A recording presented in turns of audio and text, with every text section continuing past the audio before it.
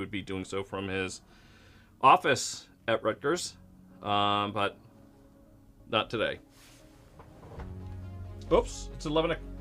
Looks like it's 2 o'clock. Are we live? I'm not hearing it. I'm not getting any talk back from our production staff. I don't know if you guys are hearing any, but I see myself in the screen. So I'm going to ask somebody in the production end to just give me a quick message on. Excellent. All right. Well, that's great news. Okay. So hello, everybody, and welcome. I'm Mike Coe. Welcome to Open Interest. Today, I'm going to be joined not only by my good friend, Professor Mark Guthner at Rutgers, but another longtime friend and colleague from the industry, and actually one of the first cast members for the Options Action show that was selected in 2008. And we're going to be talking to Dennis Davitt, former head of derivatives trading at Credit Suisse, partner at Wolverine, today on Open Interest.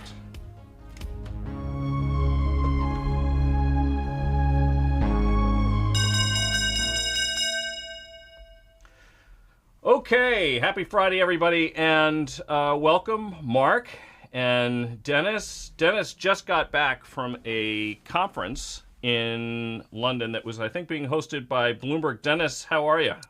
Doing well. Happy not to be in London. Glad I made it a quick turnaround, or else I'd still be at the airport trying to figure out what's on fire. Oh my goodness! Yeah, what a story. Oh yeah. That's right. You know, somehow when I saw that they were shutting down Heathrow, a bell went off in my head. I was like, that matters to me, but I can't remember why. And of course, that was because you're going to be joining us, and you were over there. So I'm glad you missed that. Yeah. Yes.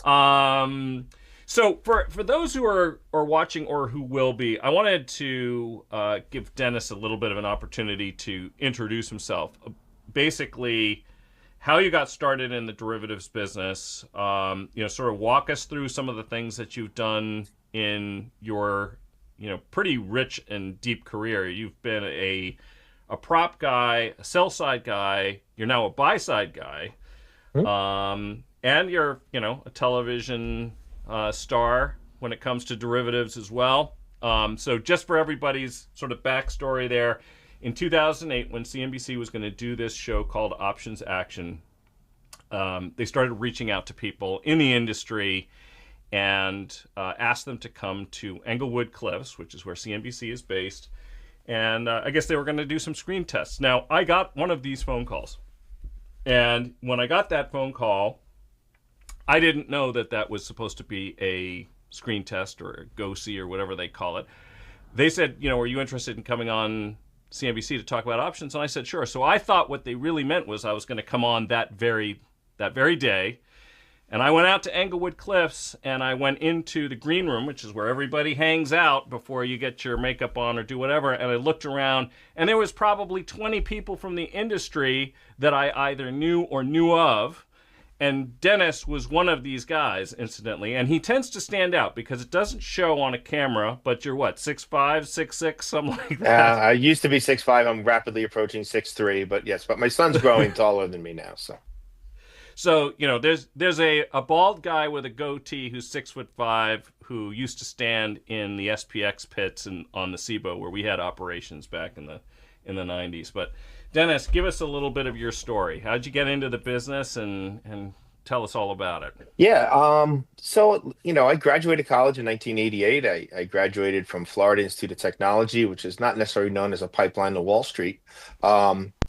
But I started working in the commodity pits in New York, and I was a runner on the floor for a futures broker, and I did all the options layoff business, and I got to know the options guys, and I found that far more interesting than the futures business. And there was more hiring going on, and having a math background from my college education helped. So I started working with a group called Czar Trading, which was a bunch of former O'Connor people. I worked there for about 3 years, and then I moved to Chicago, where I was one of the first people hired at Wolverine Trading. There's 5 of us back then, and There was five of, I always tell people there was five of us, four of us in Chicago, and there were only three chairs in the office. So if you got to the office late, you had to sit on the Dell computer box. Um, you know, then I was there for 10 years. I wound up being a very senior trader for Wolverine in the SPX pit. And in 2000, I thought computers were not necessarily a fad, that computers were actually going to take over the business. And I was fortunate enough to get a seat upstairs at Credit Suisse. I worked at Credit Suisse from 2000 through 2010. At the end of my tenure at Credit Suisse, I was head of derivative trading for the Americas, which sounds much more impressive than it is. It's basically New York with two or three guys in Brazil that don't answer the phone, and two or three guys up in Toronto. But it was a great time to work at Credit Suisse. We did a lot of really neat stuff, learned a lot. And then I left Credit Suisse in 2010. Then I worked for Macquarie for about a year and a half, and then I got a job with Harvest Volatility Management, where I did develop all of their institutional facing stuff. So really more of a buy side type role. Um, Not really a hedge fund, more of an asset management type role, but I learned even more. So I had three careers. I was a floor trader, a sell side trader, and now I'm a buy side trader, where I talk directly to endowments, foundations, high net worth individuals. Those are your principal clients at this point that you're managing money for? Yeah, we had a mutual fund which mimics what we did, but with the merger of TD and Schwab, at least Fido and Schwab out there. And my ballywick is, we're a small firm based in Asheville, North Carolina. So we didn't really get to critical mass, to be fully honest. So we kind of shuttered that about 3 or 4 months ago. And we're just right now concentrating on institutional facing solutions for either very large, high net worth individuals or large institutions. We are having ongoing talks with different ETF providers to maybe act in a sub-advisory role. So that's a deep and rich background, and I'm really interested to hear some of your perspectives on what's going on these days. Obviously, the markets rallied significantly off of the Trump election, and it has given much of those gains back. Mhm. One of the things that has actually happened more recently is that the U.S. markets, which have been outperforming basically all world equity, so everything else, so whether it's developed or emerging, doesn't really matter. You take a look at equities over the course of the last 10 years, and U.S. equities have materially outperformed. Now, you were just in London, and recently there has been sort of relative outperformance in the rest of the world's equities relative to the U.S. So I wanted to just sort of pick your brain a little bit and see what you think about what's going on. I have some slides on that actually I can probably show, but what are you hearing from the folks when you were in London, and what are you looking at right now? Yeah, I mean, there's a sense of relief. I mean, the US's recovery out of the pandemic was significantly greater than overseas. Um, I The big move is the surprising move for me was in the European banks. European banks are the hottest stocks out there after being not stars by any stretch of the imagination for a long, long time.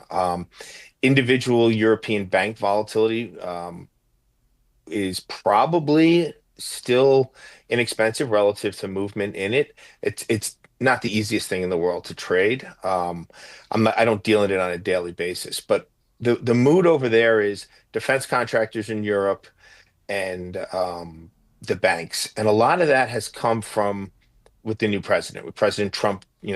Over there it's referred to as Trump 2.0, probably over here as well. Um, his approach is dramatically different than the first administration, and that was the big focus when I was just over in London earlier this week. And I always joke when Trump 1.0 was in office, we saw some of the lowest realized, some of the lowest VIX prints in the history of the VIX. I mean, the comment I used to use was, not since commercial airliners had propellers on them have we seen such a low volatility market.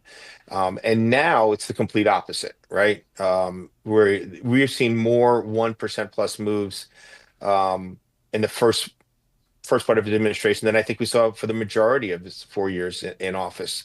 Um, he's pushing a lot of stuff through, and there's a lot of uncertainty, and the markets don't like uncertainty. and that tends to bid up volatility. That is the overriding theme, and if you think in this country people are saying, what is he going to do next? It's magnified even larger overseas, in their wonderment of what Donald Trump's going to do next. I mean, would you attribute that primarily to concern, like geopolitical concerns, as in, is the United States going to bear an outsized portion of the load for NATO, or is this more related to concerns that certain imbalances in the way we handle international trade are going to be, I'll say it, rectified? In other words, if we have a reciprocal tariff, and so we impose tariffs that are comparable to those that are imposed on us, we run a very large trade imbalance. I mean, it's probably somewhere between 800 billion and 1.2 trillion ish. As of last year, we import about $4.1 trillion worth of goods. And I had a theory about this. I'll share my theory with the two of you, and you can let me know what you think. The incoming administration is faced with, and I've talked about this on the live stream a couple of times, this massive interest expense bomb, because Janet Yellen financed a significant portion of the U.S. debt and deficits with short-term debt. A lot of that's maturing. We've got $9 trillion maturing in 2025 with an average weighted coupon of 90 basis points or so, and just shy of $4 trillion next year at 2.76, and a like amount the following year at about 3.06 weighted. So the incremental interest expense is huge. And an administration, the executive branch doesn't have the right to tax. But thanks to statutes passed by Congress in the 30s, the 60s, and the 70s, normally Congress has the authority to tariff, but they actually have handed some of that authority off to the president. So one of the few levers that the president has to raise any revenue to deal with this interest rate expense issue is to impose tariffs. The other thing is that net exports, as Mark has rightly pointed out in the past, is is part of the GDP calculation. And so my theory is that the reason they're doing these things is it's the only revenue lever they've got, and they need to get the trade deficit down, or else all of these big spending cuts are going to hammer GDP. What do you think? Is that kind of what they're thinking about? They're going to export less to us because of this? Nobody said anything about NATO, or that did not come up once. Everything was about tariffs, and it was not the easiest. You had to read the room a little bit, but I liken it to they still view the United States, for the most part, as their little brother, a colony that's done really well and is super successful. And the little brother's been paying the bills, but the older brother still kind of tells them what to do, and puts rules in place that are beneficial to the older brother. And I think the current administration's come in and said, like, no, we don't really. We're both 50 you're 55 and I'm 50, right? Like, so we're the same age essentially. We're going to have an equalization of sharing the load here. Yes, I've been very successful, but I'm no longer paying for your auto insurance, kind of thing. Like, it's just. That is my opinion on how they see it. Like, well, you're not really going to do that. You're not really going to stop paying for NATO. You're just kind of saying that. But the reality is there's more uncertainty now than ever in his approach on how he's, if he's going to follow through with what he says. And that's being magnified in the U.S. equity options market. I mean, their rates are significantly lower than ours, I believe, still. And I don't know if that's a benefit for them, right? I don't. So much of everything that we're seeing in volatility markets in the U.S. is a point I tried to make over there, even bigger than tariffs and everything. It's about rates and structured products out of Europe. Like, if you look at the first Trump administration, when interest rates were zero, your structured product pipeline was all products to enhance yield, right? And they were in essence selling volatility into the market. Okay. 4 years later, he's inherited a yield curve of, in the short term, 5 or 6%. And now you see all these principal protected products out there where that pipeline is net buying volatility out of the market, right? And people don't they'll look at these structured products and say, oh, I can own NVIDIA and participate in up 25% over the next 2 years, and I'm guaranteed not to lose any money. And what people don't realize is that you can get, in a slightly aggressive corporate bond portfolio, 8% a year. So that's 16%. So how much are you really getting in that NVIDIA upside versus just investing in a healthy corporate bond portfolio? Those sorts, but the glossiness, I always like to say, of structured products right now are leading towards more net volatility buyers into the market due to the principal protected notion, as opposed to 4 years ago, where every single structured product was, we can get you 1.5 to 2% extra yield on your portfolio. I mean, when I worked at Harvest, that was their main product, was the Iron Condor strategy. Um, it maybe made 2% a year, and people thought that was great because Treasury bills were yielding 50 bips. Interesting. How about gold? Are people nervous about the war getting bigger over there? Read some things that gold is moving from Europe to the U.S. Maybe some other assets are moving to the U.S. on a flight of quality. Was there any conversation around that? Not at this conference. I mean, there was more talk about crypto than there was about gold, and more talk about volatility in the crypto markets. I'm a big fan of people putting money into crypto right now. I think you can put money into crypto right now and actually use options now that the options are listed on IBIT, where you can get super. I did a hit on CNBC once about it, where you can get, a buy it down 10% 3-month put and finance that by selling a 20% out of the money call. So you Hmm. can kind of get this, not free look, but it's a great strategy to, roll out to people who are looking to hold the asset long term. But if suddenly crypto goes to zero tomorrow, you're protected. Right. Yeah, one of my favorite strategies since around October, November of last year was because I owned a fair amount of IBIT, and then I sold it.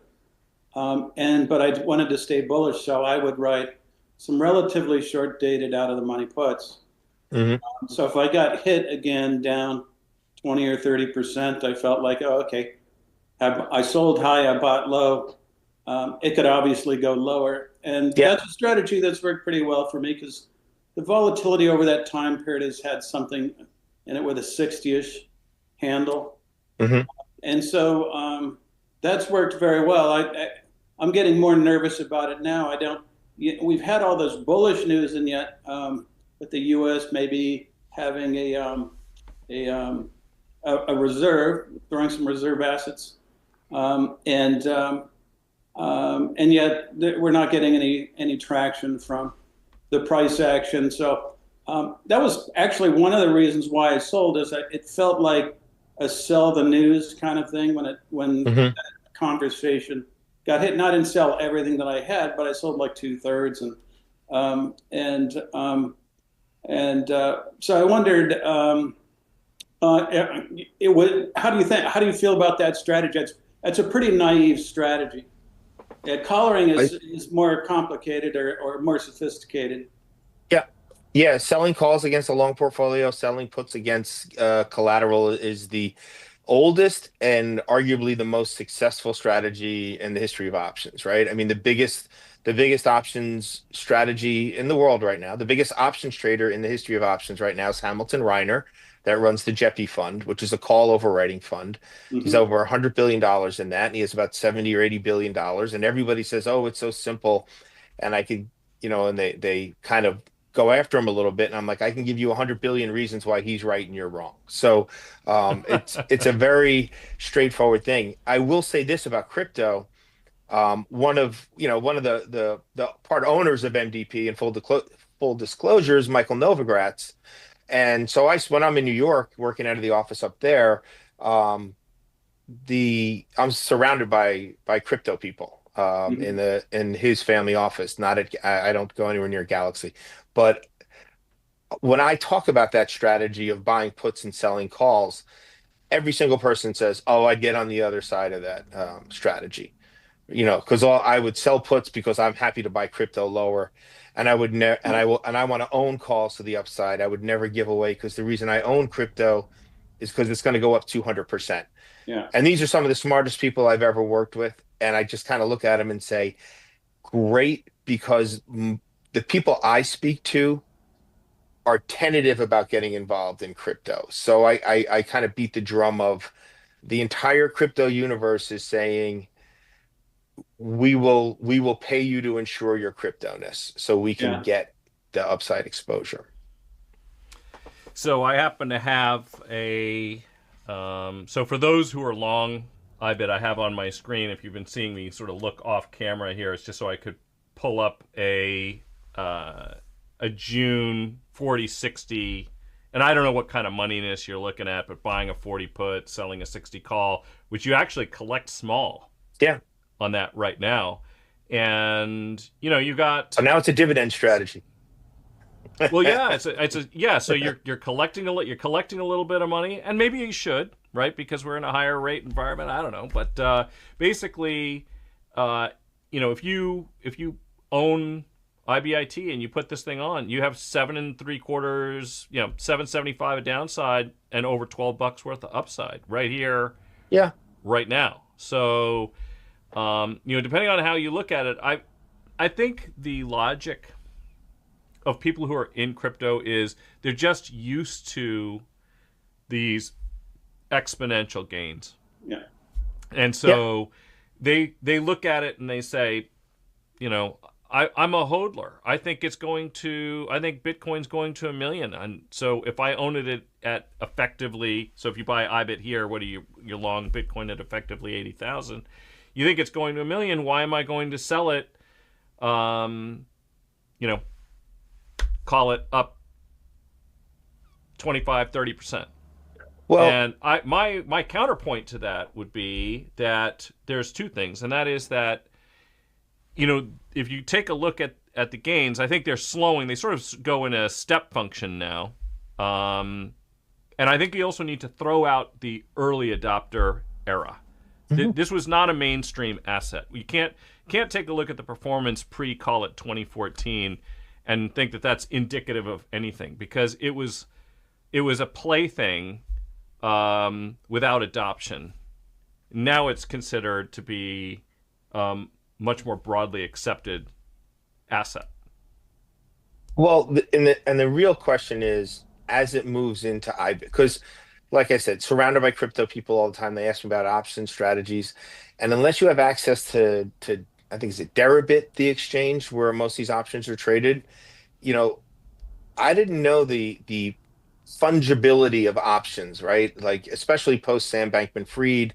And I know you're going to get all kinds of heat from crypto people because I'm misspeaking here, and I don't claim to be a crypto person. But the exchanges, Despite the fact that your partner is with a Bitcoin billionaire. yes, he is, and that's we're a low volatility asset management business, so we are the complete opposite of what he normally does. So we're a good balance to his portfolio. The what we do though is we look for like hedging out what we do, and I just caution people that if you're going to enter, I'm getting off track here. I don't know exchanges. I don't know if the Malta exchange is fungible to Deribit and what your counterparty risk and all of that. But soon as it moved into the listed space, I felt I was much more comfortable, right? Yeah. Much like when I traded SPX options, I really did not get into index arbitrage, right? I felt that index arbitrage was tight enough that I would give that penny or two away and trade, spiders and SPX options and different forms of options, and I concentrate on the option end of it. This brings it into the options, more into the option space. And I'm comfortable in that option space with the underlying asset. Now, I don't bring the baggage of a crypto trader. And I'm not saying that's bad baggage. I'm just saying I look at it and say, if you want to own this and you're concerned, because remember the people I speak with, these are people who are very slow moving, very slow adopters. I have a tough time getting them to buy, collateralized puts or call overwriting. And then you go to them and say, hey man, I got a crypto derivative package. What do you want to do? Right? They're going to show me where the door is, right? It's just too hard to explain. There's too much risk. it's bad enough Warren Buffett calls options financial weapons of mass destruction, and crypto was what, junk or something. I forget what the term he used for crypto. So these are like junk weapons of mass destruction. So going to someone and say it's listed, you can't lose more than 10%. And if the market behaves itself and it grinds higher, you can make 80% a year, right? Because you're selling an up 20% call expiring in 3 months. And then you can reassess. Or you can buy the call back if you decide that, you know what, it is going to a million, right? So it opens up a lot of flexibility. And as more and more people adopt Bitcoin and crypto into their portfolio, by definition, you will see that skew go away as it becomes a bigger asset owner, right? When there's less of a fear, because you see that in tech stocks. Like Mike, you and I can talk about this. I remember Apple would trade with a call skew because it just kept going up and up. And Nvidia, I think, it still trades flat skew. Statistically, it makes sense if you look at the distribution curves. And crypto is just still people scared of the upside. Yeah, there's a dynamic. I'll make this point about the tech stocks and their positive skew. So there was an era when Apple fundamentally deserved a call skew, even if if the distribution didn't trade with one. There was a period of time when the company had a market cap of about $500 billion, where the company was 40% cash. And the point that I've made in many live streams is cash isn't that volatile, folks. So what that means is that if you hold an asset, and Berkshire Hathaway is another example right now. Berkshire Hathaway is like 40% cash right now because he, by the way, as I've also pointed out, he describes derivatives as weapons of mass destruction, and I also describe him as the largest derivatives trader on earth for two reasons. Number one, he sold something like $20 billion worth of OTC S&P puts. I'm very much aware. Credit crisis. Yes, I'm sure you would be, since you were in the market at that time at a big shop. And the other thing is, the insurance business is a derivatives business. That's essentially what it is. So there's some, they've traditionally been some of the biggest volatility traders in the market, but they're selling insurance and they're basically selling puts on assets. And what's interesting, I have on my screen right now, actually, I have a collared IBIT position, and somebody who's watching us live right now actually pointed out that Monday Morning Quarterback is his handle. He says, I've been doing just that. He's long IBIT. He collars it up, and he buys puts, sells calls, gets a minor credit for that. So he's collecting 1% to 2%. Yeah. And so if you can have you can make as much as you can lose, and you're getting paid for that position over time in an asset you otherwise want to own.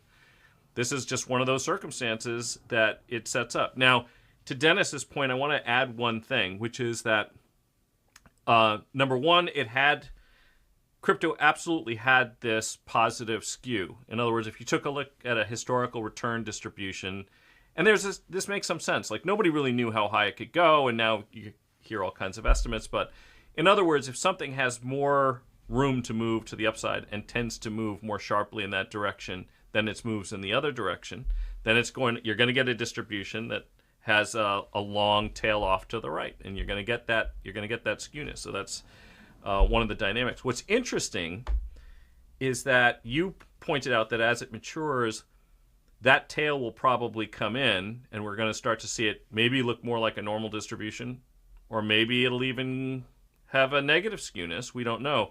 I would offer one fundamental thought that would potentially contribute to that skewness shift, and that is leverage. When you introduce leverage into an asset, it is more likely to get that negative skewness.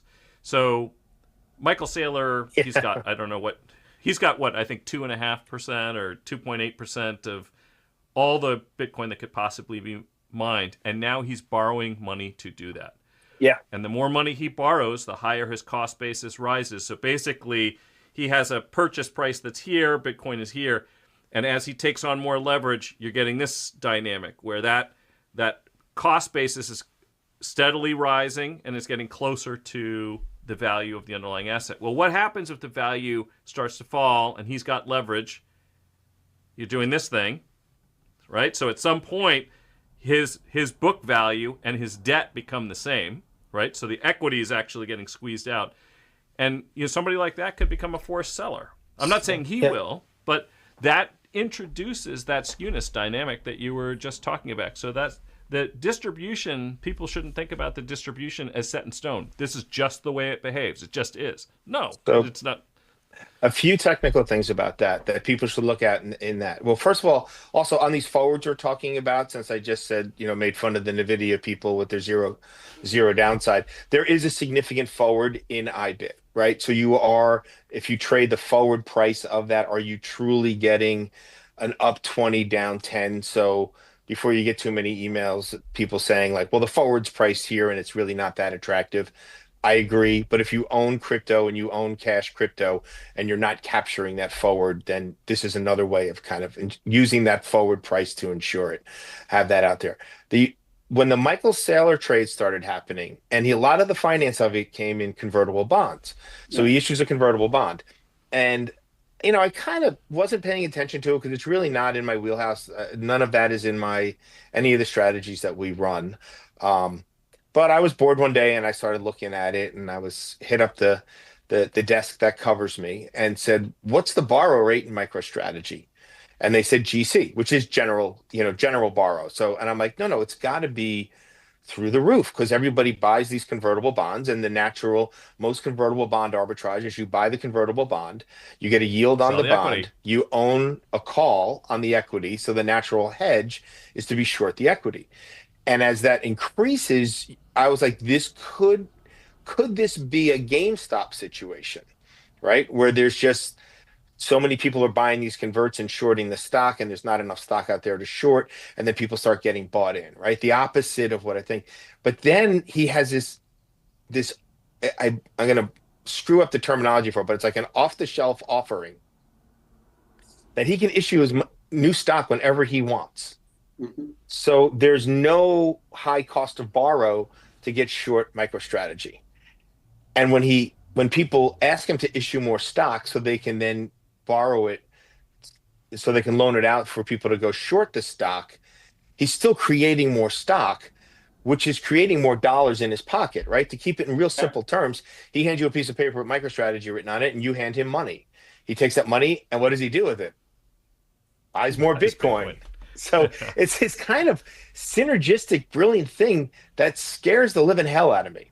And I tell people, like, I'm a relatively sophisticated investor, and this really scares me. MicroStrategy to me is, if you really like crypto and stuff, just buy the coins. There's so much hair on this MicroStrategy stock and the off-the-shelf offerings and convertible bonds that are hundreds of dollars in the money. There's a lot going on there. So it's very confusing. Well, what's interesting that he took, first of all, he has several things that he can issue to raise capital for his Bitcoin purchases. As you pointed out, he now has a preferred. So he's got the preferred. Mm-hmm. He has basically shelf offerings that he can do, so he can issue more equity.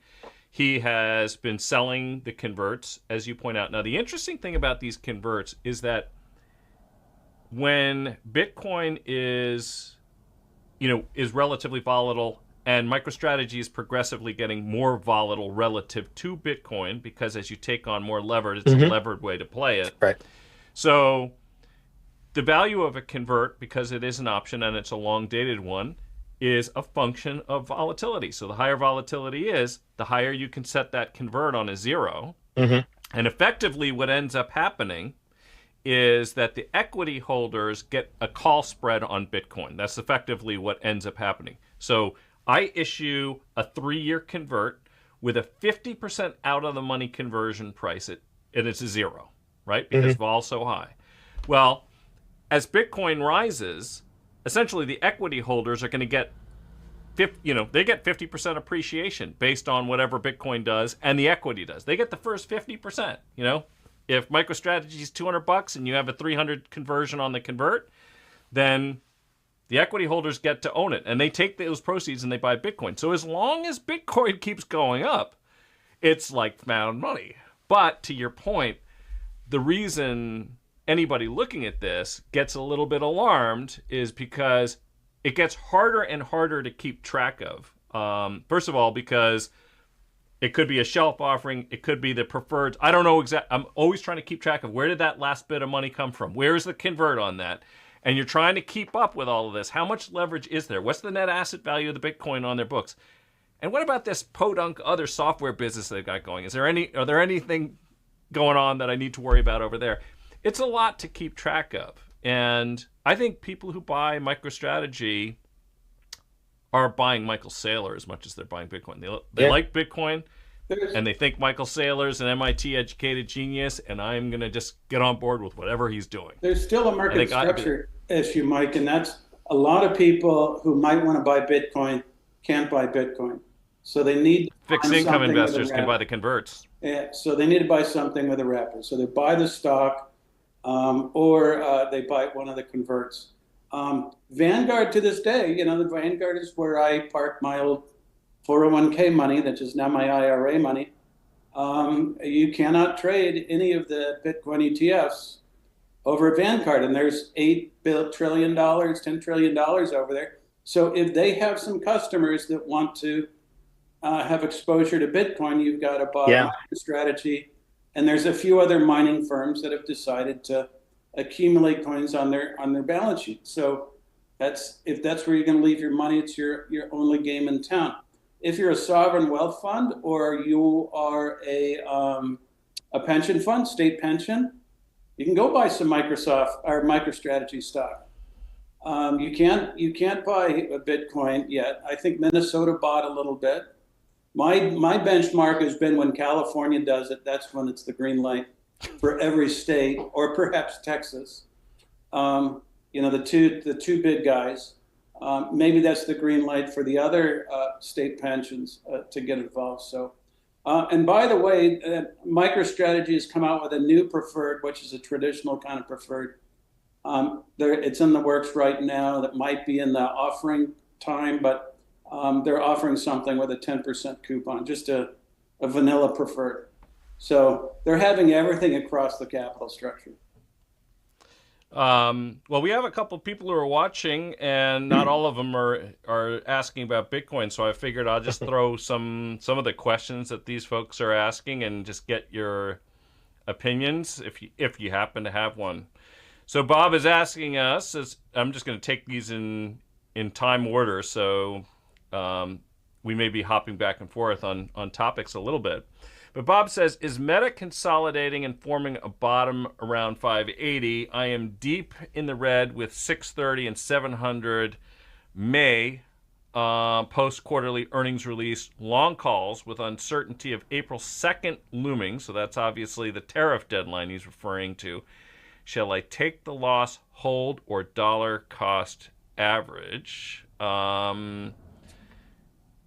Mark, why don't I start with you, and then we'll see if Dennis has anything to say about that. I still like Meta. They're cash flow generating machine.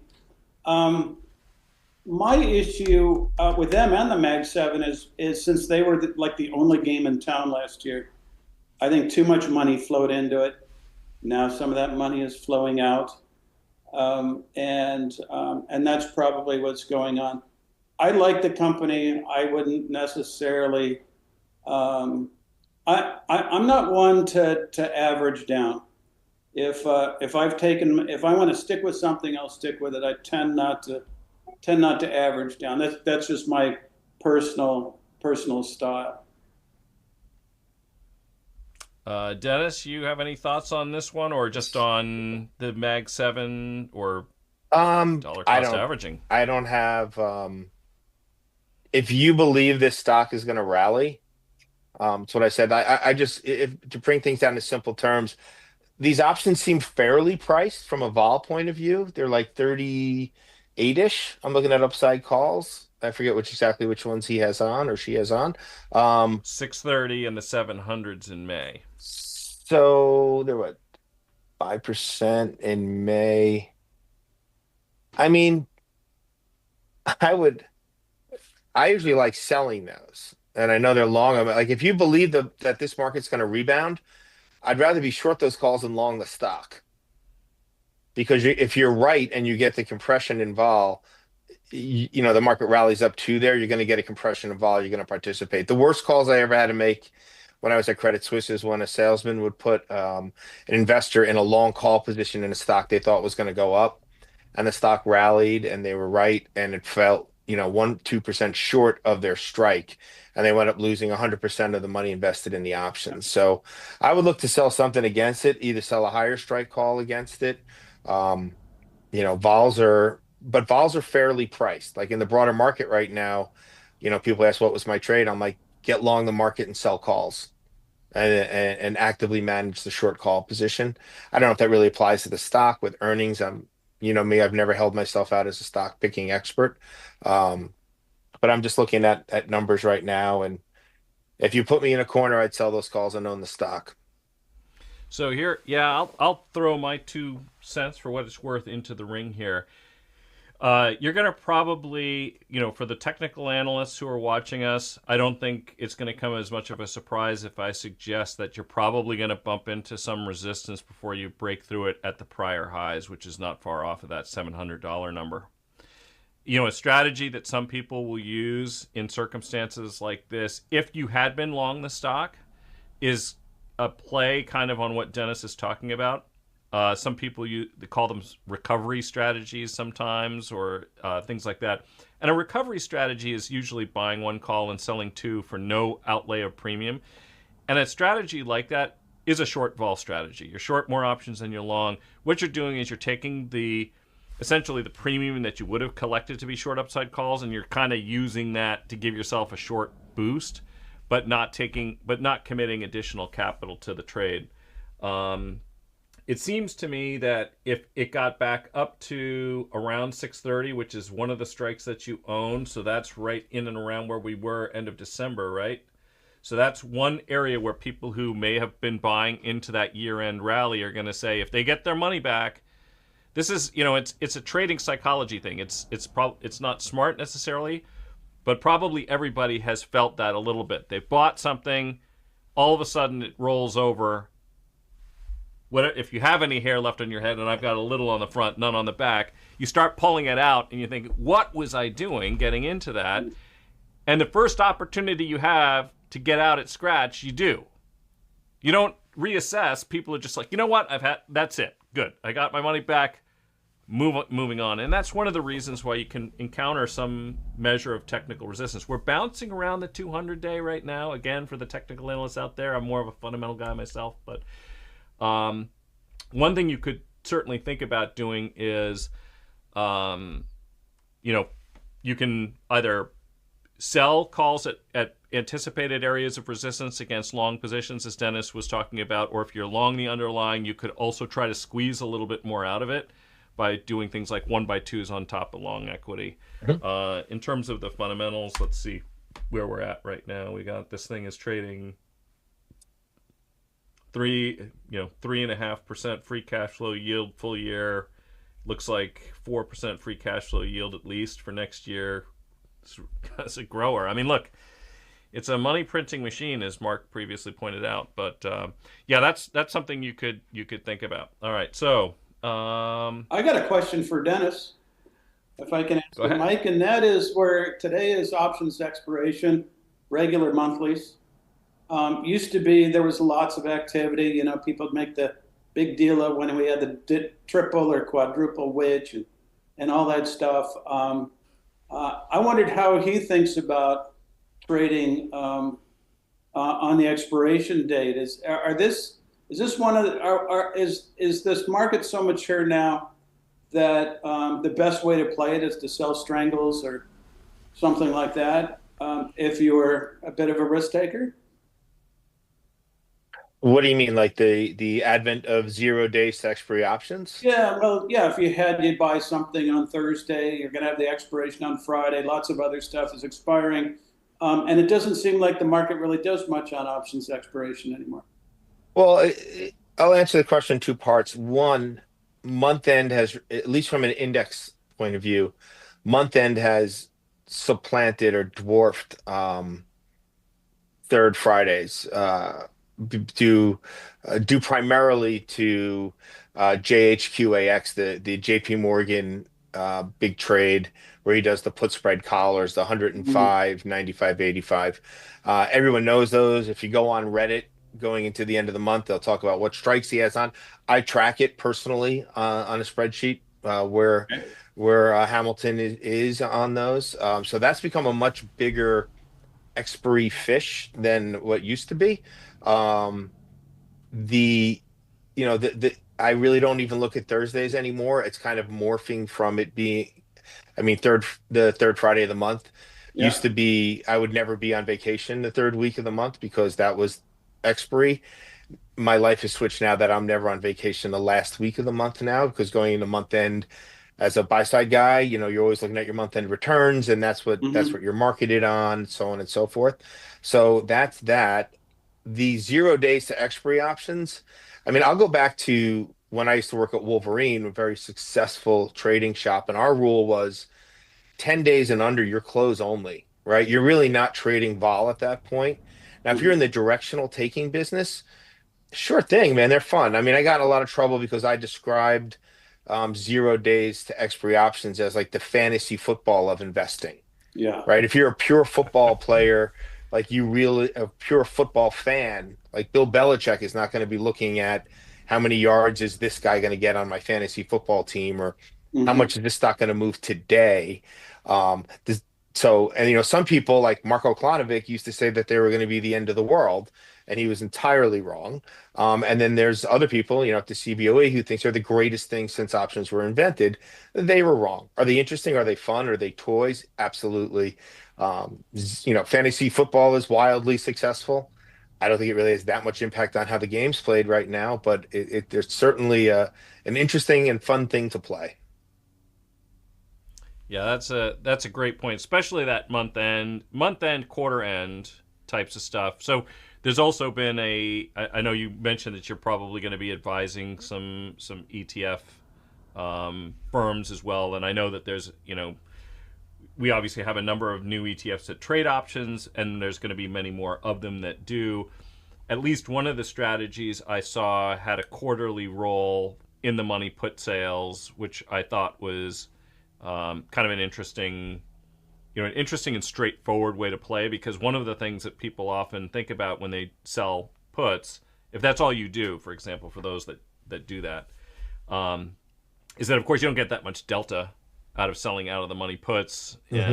and so if and as Dennis will know this, and for those that don't, when you create an ETF or a mutual fund, you kind of have to spell out what that strategy is going to look like, and then you have to adhere to that pretty closely. It's a very regulated business, so you try to get a return, a risk reward return profile that you like, and then you have to live within the rules that you create. So these things end up being very systematic.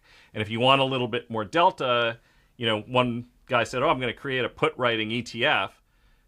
Decided he wanted more delta, so they're writing those puts. And the creative part is that they have a target yield.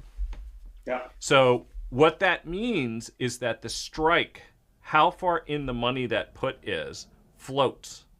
So they don't just say, "Oh, I'm going to sell because SIBO has an index," a 2.5% out of the money buy right, for example. The floating, the yield based float strategy, number one, it's systematic. But the nice thing about that is that in a higher volatility environment, you're basically, if you're thinking about a buy right, you're selling a further out of the money call. Hmm. Or if you're doing it in the money put, you're selling a higher strike put. So you get a little bit more delta, and things are going to whip around a little bit more. And I thought that was kind of a creative approach. I was kind of curious what your thoughts on that as a way to think about it for people who are just generally out there. So without even thinking about the stock that you're doing it, what do you think about that as a way to adjust the strikes that you set on overwriting strategies? Um, we were pretty far down the road with people talking about overriding strategies, and it's a seesaw type of approach. One, if you say I'm selling 103% call every 3 weeks, right?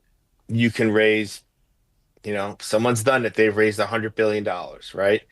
If Mhm. you say, well, I really want to sell a 25 delta call, right? And then I'm much more flexible on the call that I sell. And the option strategy that I use with the VIX at 13 should be dramatically different than the option strategy I use with the VIX at 40, right? Like if you were to finance a big corporate deal and rates were at 13, you would use a different type of financing vehicle than if rates were at 2. Um, that gets very complex. That gets very hard. For the three of us, obviously, and more than likely everyone that's listening to us right now, um, you will, we understand that, but that gets lost. So, yeah, variability is tough. Selling in the money puts, though, I can tell you from an ETF and from a mutual fund point of view, is a pretty good way of going about it. Because you actually raise money, right? So selling an in the money put, we all think, well, why don't you just own the stock and sell the call against it? And da, da. Mhm. Well, you have to buy the stock, right? So you're spending money to buy the stock, right? These things don't live in portfolio margining land, right? So if you only have $100 and you want to buy $100 stock, right? Well, and then you want to sell a call against it, you can take in some money on the call, but sometimes you get margin treatment. You have to post margin, cast margin against the short call. There's a lot of idiosyncratic stuff that once you get into the custodial land away from prime brokerage accounts and hedge fund and stuff that we're used to, that gets very esoteric, where it's like, well, instead of buying 100% of the stock, maybe I'll buy 70% of the stock, and then I'll do the rest I'll get my basis exposure by doing a deep in the money put that struck where I would sell the call, right? That Mhm. way, extra cash is flowing in because you're selling it in the money put for significantly more dollars than you would be if you were just selling the corresponding out of the money call. Like I said, much more basic, super simple stuff. But as you move into, Keeping it simple could be good, yeah, especially if you're trying to sell it. Yeah. that's the name of the game. I mean, obviously, performance matters, but distribution and selling and all of these strategies is paramount. And the ability to Yeah. explain it in 35 seconds is probably the most paramount. Mark, I got one for you. Okay. Someone says Micron dumped after its spicy barbecue. Says Micron dumped after good earnings, semiconductor bear market. I was actually talking about this earlier this week on a Spaces. Wolf Financial or Wolf Financial. Somebody invited me on their space. I was participating on a couple of them, and Micron was one of them. And I just made the comment that Micron, what they sell, unlike Nvidia, it's a commodity, Yeah. and so it's going to be DRAM pricing is going to factor into it a little bit. And also, I said, I don't know exactly what the price. I don't know what the price of anything is going to be on Monday or next Friday. I mean, I'd be crazy to suggest that I do. I definitely don't have a sense of DRAM pricing. A year from now, it's hard enough for me to figure out much more basic things. But what are your thoughts on Micron post Well, earnings? I've got two thoughts. One is you're right; it's a commodity. It's a trader's dream. If you go look at the historical trading on that, 1990 was about $1 a share. In 2000, it was about $100 a share. At the bottom of 2008, it was about $3 a share. And then recently is trade as high as I think 120 or $25 a share. It hit 160 almost, 157 and a half. 157. So if I guess that's a super swing trader, kind of stock for one. But the second is I'm a little bearish on it because I think there's going to be a slowdown in technology spend around the supply chains and how tariffs are going to affect things. So I think there's just going to be a bit of a slowdown. I'm not looking for a disaster. I have been one to throw caution at the AI build out. The AI build out feels like to me the fiber optic build out, where you couldn't lay down enough fiber to connect the world. And then all of a sudden you woke up one day and there's so much fiber, that the marginal price was like a penny. So everybody that offered this product went out of business and had to restructure. And it was great because everybody thereafter was bought assets with a close to a zero cost basis. So the AI story feels that way to me, and I feel like most people that are throwing the tens to 50s and billions of dollars in this. Jensen Huang yesterday was talking about trillions of dollars in capex in this space over the next 10 years. My view is that the competition to offer it is going to drive price down because it's a big upfront cost and then a relatively modest marginal cost. Trillions of capex onto AI spending was what Jensen's forecast was. Yeah, that's what he was talking about yesterday. Isn't the aggregate of corporate profits in the United States right now like 3.5 to 4 trillion? Something. So he's basically saying that all corporate profits are going to be dedicated to capex and AI. Well, he has a vision of the world that is off the planet, just like Elon going to Mars. And so God bless. That's how guys build NVIDIA and SpaceX. I suppose. They've got to have to be more of a visionary than me. Yeah, they got to believe what they're doing, and so yes, they're creating just some spectacular products. But economics has to work in here at some point, and how are you going to get a reasonable return on investment? And lots of memory is used. So for right now, it's Micron is a derivative idea. It's like, okay, I got my microprocessors. I need egads of memory to do these calculations, and so they got a tailwind. So I think the stock is too. I think everybody's too bullish on this, but I think you've got the stock there. It's chopping up. Is that Micron? I have a hard time seeing on my screen. It is. That's Micron. I'm going to actually shorten up the chart here. But yeah, you can see these huge swings. And since it's blown up in the past, and no fault of their own, of management or anything like that, it's, the world wants their product. And this is, when you make these kind of products, you make tons of money if you can run your factory at full blast and get a nice margin. Once demand comes off a little bit, price comes down, and then volumes come down, and fixed costs take over, and operating leverage kills you on the way down. I just kind of feel like that's where we are in this space, and we just, we'll know it in a year from now. If I'm right, we'll have the evidence of it a year from now. But as I say, I can always be wrong. Yep.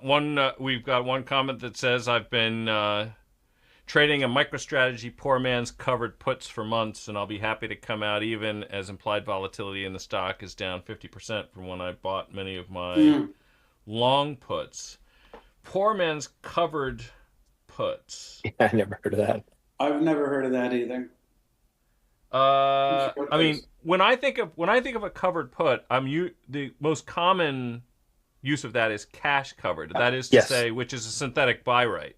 So when you say the vol is coming out of your covered puts, and then you're saying long puts. So actually,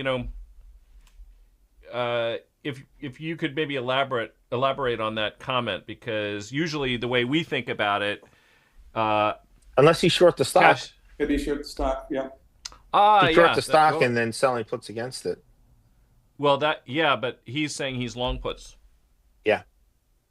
But I would see that as a covered put. I would call that a covered put, just like a covered call to the upside. But yeah. Okay. So, maybe you can elaborate a little bit more on whether you have a position in the underlying. I'm kind of curious about that. And FinWest said, and I put it up on the screen, Dennis, good to hear your perspective. Actually, I believe FinWest, because FinWest has participated in a couple of these live streams, I believe is a former options trader also who is partially retired and traveling around. Oh, okay, so here's a follow-up. Selling short-dated short puts against long-dated long puts. Oh, okay, gotcha. That makes sense. So the poor man's covered call, some people will say you buy long really long dated calls instead of stock, and then sell shorter dated premium against it. Mm-hmm. So he's basically taking the other side. So he's in a calendar trade. Yeah. Long dated puts and then selling near dated premium against it. And there's, two things obviously can really hurt a trade like that. I'll let these guys opine on it too.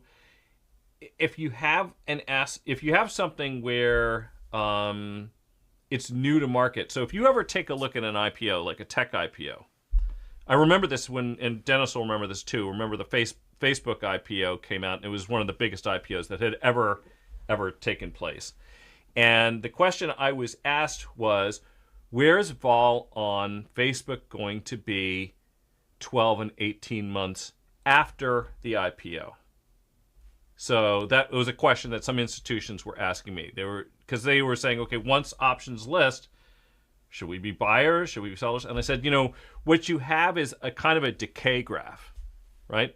So it comes out, there's all kinds of stuff going on, the thing's whipping back and forth. And what I did was I took a look at every single IPO, I think from 1998 through 2008. So 10 years worth of tech IPOs, and took a look and then created essentially an amalgam of their volatilities and how it decayed over time. And I think that's what you're seeing in MicroStrategy. So if you buy long dated premium in MicroStrategy, you're getting that dynamic. But I want to caution people, because usually when this happened with IPOs like Facebook, when Facebook IPO'd, it was a money losing business, right? So they had a certain amount of cash on the balance sheet, and that was dwindling. Then over time, it became profitable, became a cash flow generating business.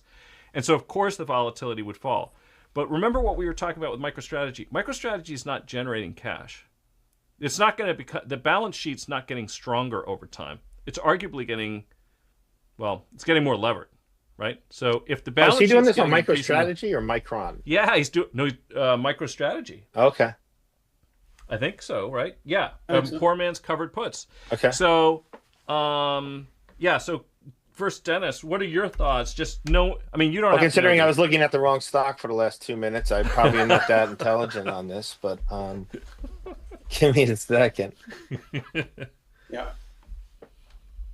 I do look at one of these things when stuff's super, super complex and it's just an old man's trick of you just go back to price. You don't even look at volatility because it's kind of a useless tool when you have, you don't know what the real balance sheet is because of the price of Bitcoin and leverage and stuff like that. But if I look at like a 300-day put on MicroStrategy, it's trading $60, right? And then I look at 20% of the stock price. Right. And then I just look at, I'm looking at a 260 strike put, it's trading $60. And then I look at a 30-day strike put, and it's trading $10. And I look at the strategy and I say, well, three things can happen to a stock. It can go up, it can go down, it can stay the same price, right? So up and same price are going to basically be the same sort of result on that 30-day option, right? So you're going to make, $10 on your 27-day option, right? And that's going to finance how much it's going to finance, of your $60 put that you're long, it's going to finance that. But that $60 put in 30 days is going to turn into a $57 put.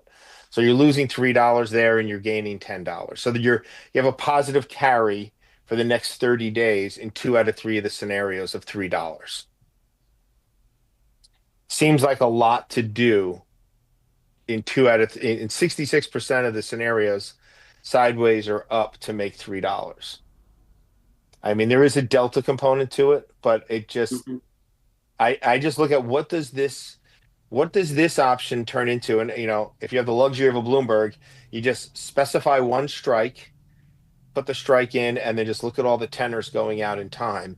And that's just a good way to explain if everything's unchanged in 30 days from now, this 300-day option turns into a 270-day option. This 30-day option turns into 0, right?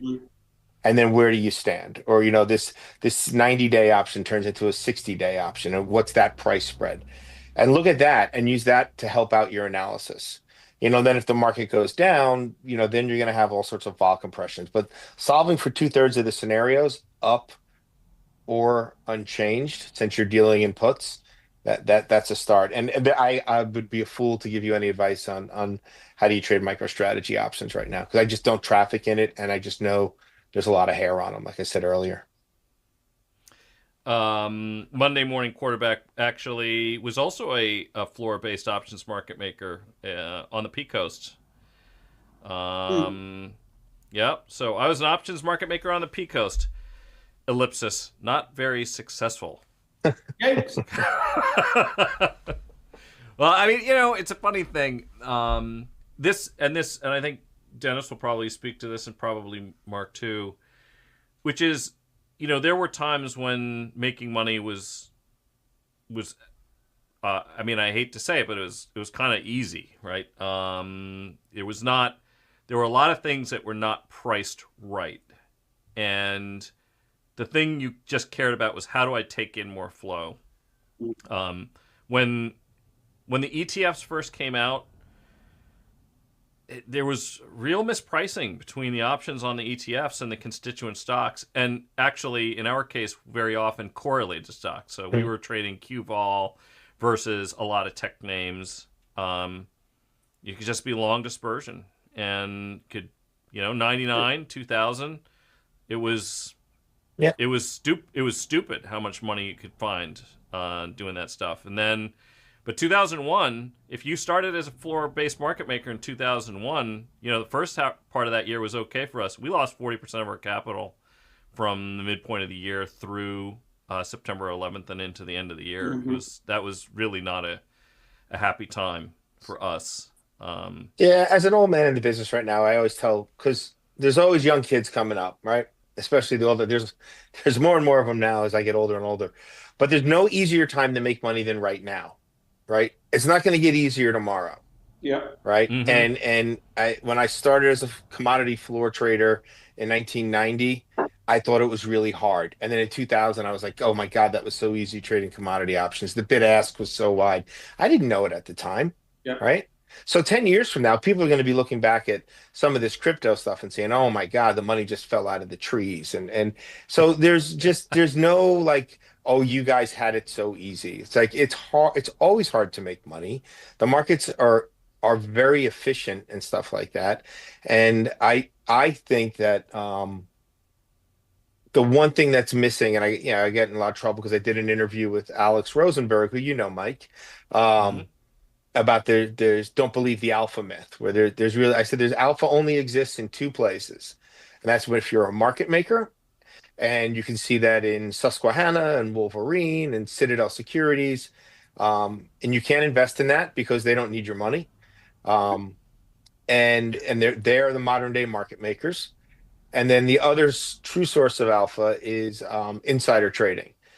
But it's very hard to be scalable, and you can go to prison for that. So, there's risk there. But, having insider information is guaranteed alpha.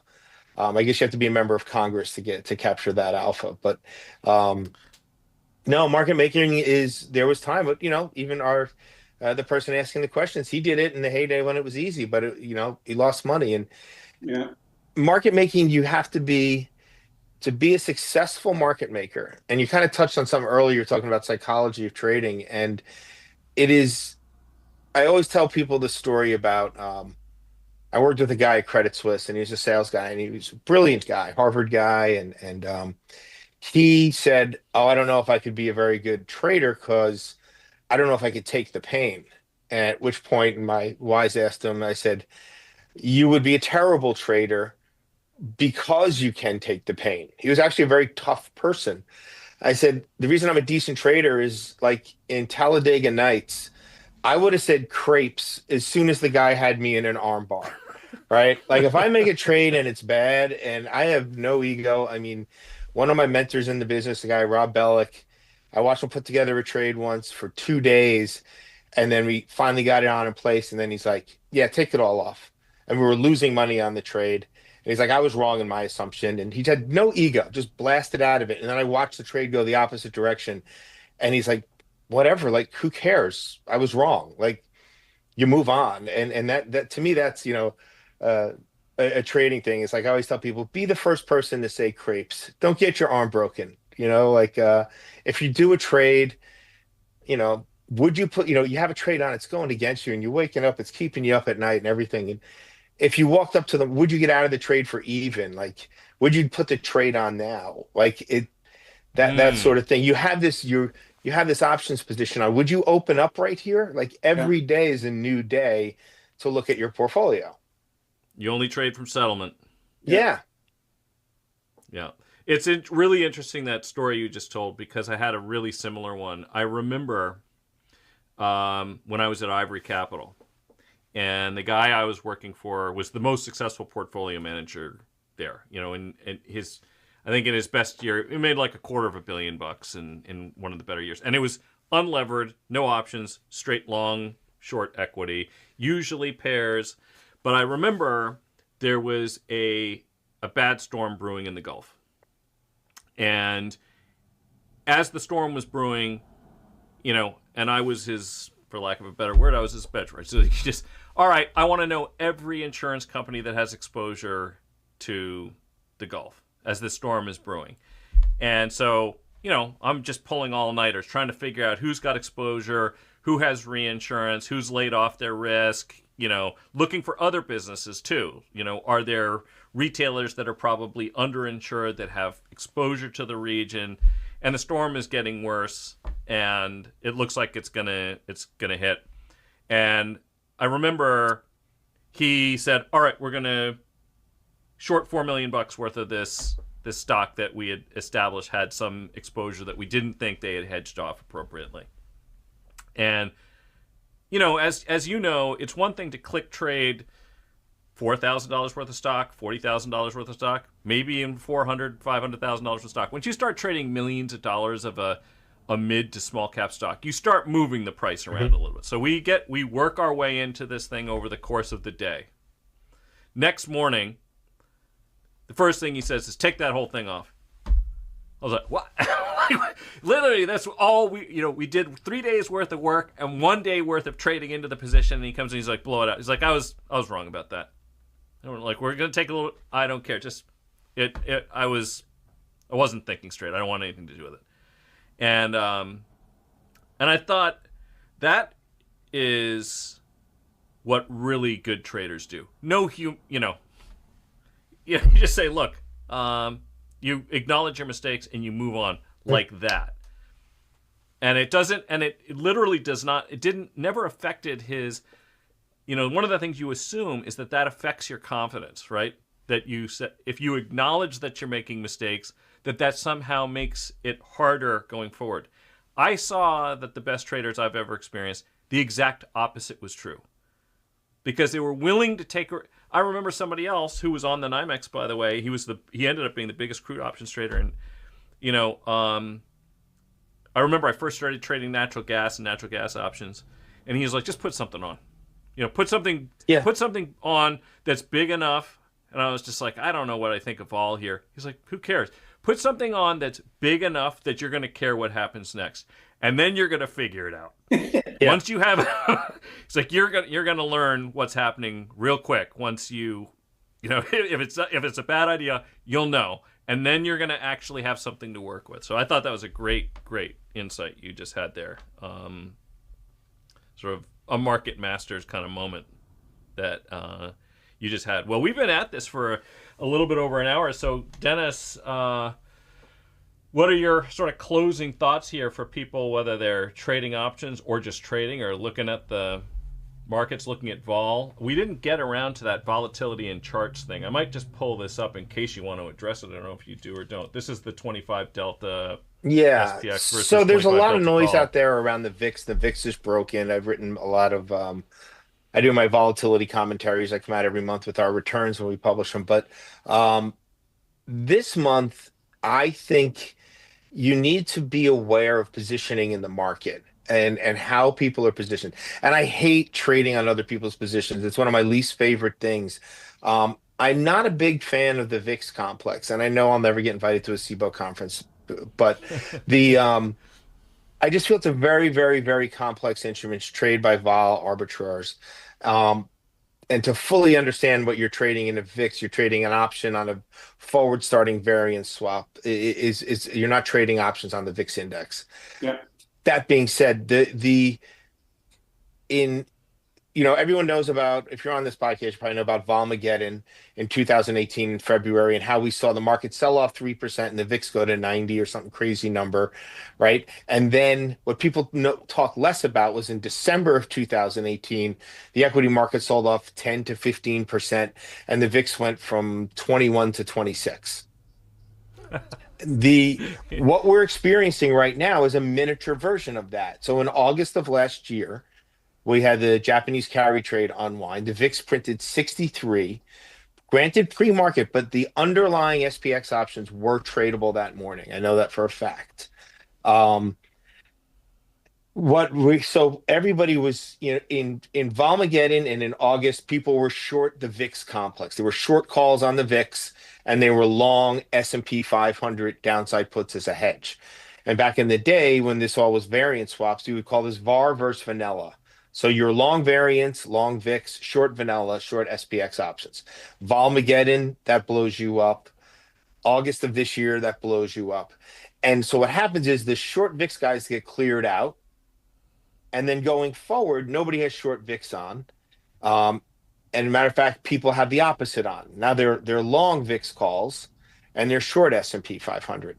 And what you're seeing happen right now, and it's the chart, I don't know if Mike threw it up, this last iteration, that's the P&L difference between if you were long an S&P 500 25 delta put versus long an VIX 25 delta call, right? So you can see what we're experiencing right now is December of 2018. And this is on the back of, it's been widely reported, so I'm not speculating here, that a lot of the volatility pod groups at the multi-manager places were laid off post that August move in volatility. They didn't lose money, but they were having a great year, and then they gave the whole year back, went to zero. Under a lot of the rules at multi-manager shops, you get fired when something like that happens. So Millennium, like that. Well, I don't like to use names, but I'm not saying that's where it happened. I'm just saying that is a multi-manager allegedly shop that there has were the pod shops that had laid some vol traders off. So that's my take on this is and that can really be manifested. So how do you know this is happening outside of hanging out in bars and Del Fresco's in Manhattan and listening to people brag about their VAR vanilla positions, which would probably be the nerdiest bar on the planet. But one of the things you can look at is skew in the S&P. And if S&P skew is really steep, people tend to have on short variance and long vanilla. And if it skews pretty flat, it usually lives in the other space. So right now we went into the sell-off with a kind of a flattish skew, and I think it's gotten flatter.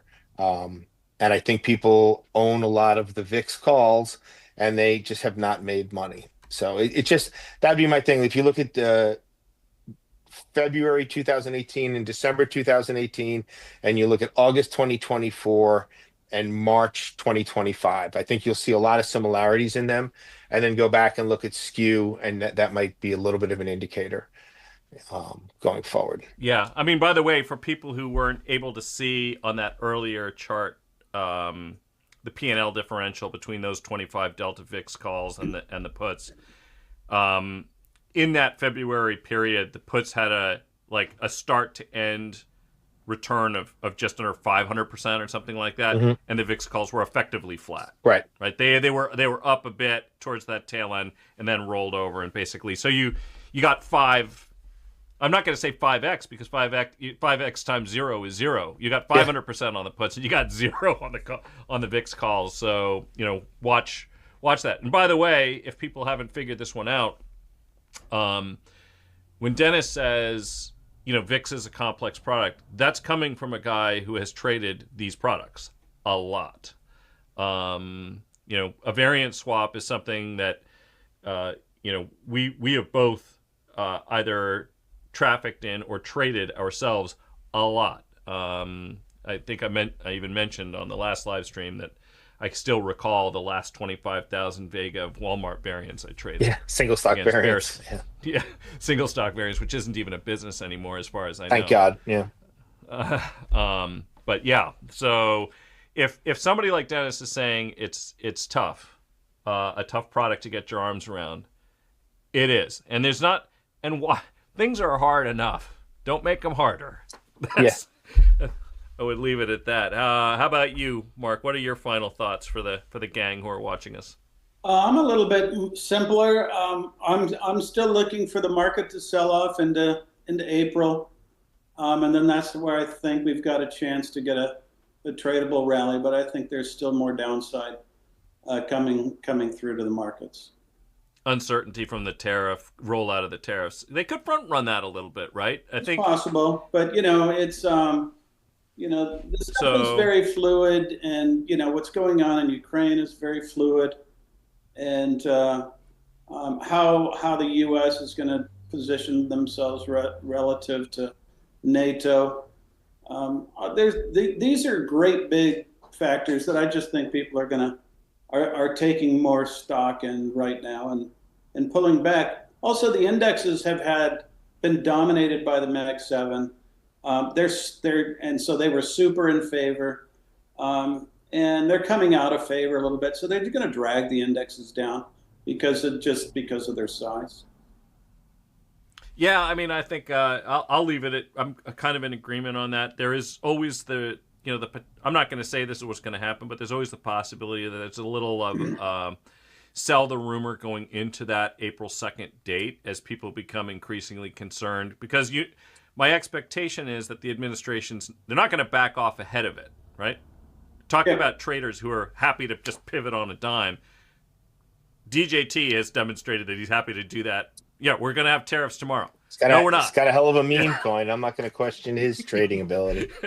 Right? So don't expect him to backpedal and start offering olive branches at the last week of this month. That's not the way he operates. I feel like he tends to feed off of other people's negative energy. So if there's more and more angst stirring up about these things before the proposed rollout on April 2nd, and the markets start chopping around, I don't think he's going to come to their rescue. That's the one thing I will offer.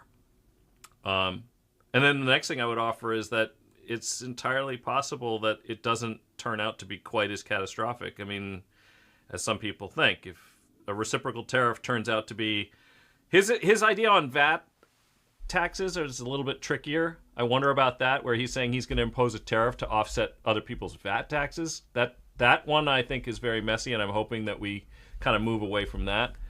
But